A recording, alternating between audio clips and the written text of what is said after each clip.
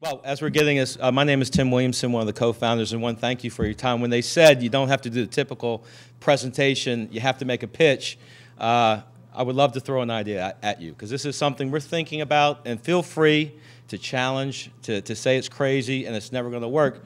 But these are some thoughts that we're thinking about in New Orleans. And it started with, if it works, and tell me how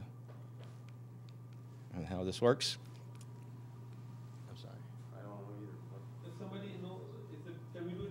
Yeah, if you can do it, man. So push next. Yeah, okay. The theme of this, in the first slide, if go to the next one. This was the question they asked us. How can the entrepreneurial ecosystem return the economy to the full employment? And the word ecosystem has sort of been thrown around. So the IdeaVillage was founded to build an ecosystem. And somehow things are working in New Orleans, and the question is, how do you sustain it? But what maybe I want to talk about this is Boston, San Francisco, New York are incredible ecosystems. How do you do in a city like New Orleans, which had no advantages, or Detroit, or Cleveland, or Albuquerque, or wherever it may be?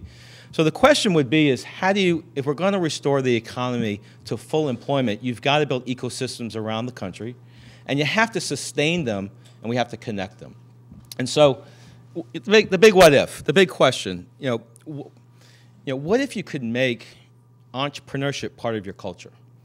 I believe that entrepreneurship is very local, and what's great about what we're hearing today, mentors and global networks, but entrepreneurship is really local. You have to go really, really deep in your community to really believe in it, and it's about those mentors, the bankers, the lawyers, the investors, and such. And it's also about communities. It's not just high growth or startups or it's micro enterprises, it's the whole community.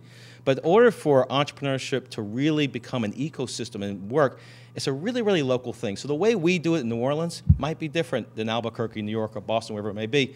And there's no one way to do it. But the question is how do you sustain an ecosystem in a city with limited resources, and how do you make it part of what we do and grow? So the crazy idea is, what if there was an annual entrepreneur season? We got weeks, right? And we have a week and stuff, but what if we, and seasons are pretty cool. If you think about seasons, and I'm gonna throw the next slide. If you think about seasons, I'm gonna throw up, you guys might think Mardi Gras, right? Mardi Gras is the most incredible business model in the world. And I'm gonna tell you what Mardi Gras really is. It's not what you think. You probably watch the TV and see all the great things. Who's been there? Anybody been? Okay, cool. That's not what it is, right?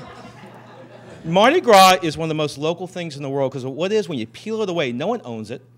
It's run by 1,000 different organizations, from white, black, green, yellow, poor, rich. And what they do, they spend all year on these little crews, self-funded, because no one funds Mardi Gras. It's all self-funded. It's all these little micro organizations that hate each other throughout the year, quite frankly, and they work in a collaborative way throughout the year, and they culminate during this week. And New Orleans makes $500 million. And we sell it to you, sell it to the world to come down. But that thing you see on TV is just a 20-year phenomenon. It's been going on for 100 years. And when people say New Orleans has culture, the reason why we're coming back is because people love the city, because we're so connected to it. But we all organize ourselves around seasons. And maybe it's just a New Orleans thing, but we train ourselves around seasons, and we all come together and collaborate where everyone feels a part of it, but yet no one owns it. If you look at the next slide, it's all based on crews. And when I say crews, think about micro enterprise, or think about high growth, or think about SCORE, or think about small business. All these people supporting entrepreneurs. And by the way, it's all the same thing. It's just mentoring and supporting, and it's one way to help entrepreneurs, right? Technical assistance, capital, and all that great stuff. But what if you could create a way that all these organizations and networks and crews could come together in an annual way? And what if you could actually plan your year around that? And what we're hearing clear from my colleagues here is about mentorship. But how do you do that in a sustainable way? How do we program communities to know when to do it? Well, the way we do it is, there's schedules. You go to the next slide. Organizing a season that begins. So in New Orleans, it begins in July. We go through calling all entrepreneurs. October, we kick it off. October to March, everyone's programmed in when the lawyers come in, the bankers come in, when the investors come in, when the CEOs come in, when the peer-to-peer, all the great stuff, and when everyone collaborates. But there's a schedule that everyone knows a year in advance. So we've got a crazy dinner in March that's already sold out, and you have to book it like a Mardi Gras dinner. But this is what you do every year. So the question is, how do we ingrain this in what we do? So it's not just something we should do. It's part of what we do as a community. And like I said, New Orleans may be different, but we organize ourselves around seasons. I imagine other communities do. So could you create a season, and I'll go back, not because the Saints are the greatest team in the world, but you think about seasons on a level of how we compete. How does New Orleans compete against New York and Boston, right? Well, we got to be part of a league, right? Because we can't compete in money. But if you go to the next slide, what if there was this league, this National Entrepreneurship League of Seasons? The Saints versus, Atlanta versus New Orleans versus Boston versus New York. But if some crazy way we all organize ourselves around a season, we began in July, culminated in March, or whenever it may be. Getting this together would be hard. But what if there was a season where I said, here's the best entrepreneur in New Orleans we picked. I want to go against New York, Boston, San Francisco. And what we're going to do is we're going to have a competition that basically somehow we all figure out a way that I would love New Orleans to go against the best entrepreneur in the city.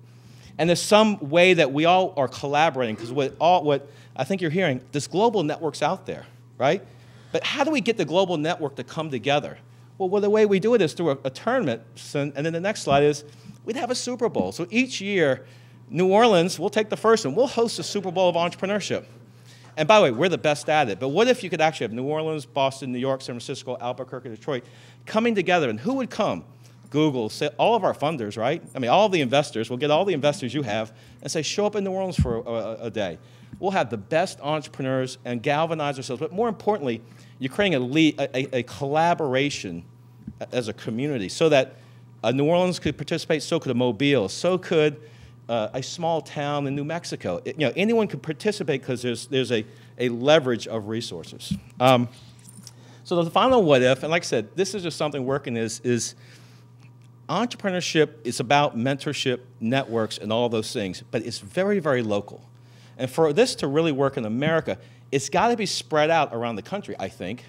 And I think that the cities that can actually galvanize their communities around this to believe it can start to compete. And if we're all competing, let's compete against each other. And the person who wins are the entrepreneurs. So with that being said, we'd love to launch a National Entrepreneurship League.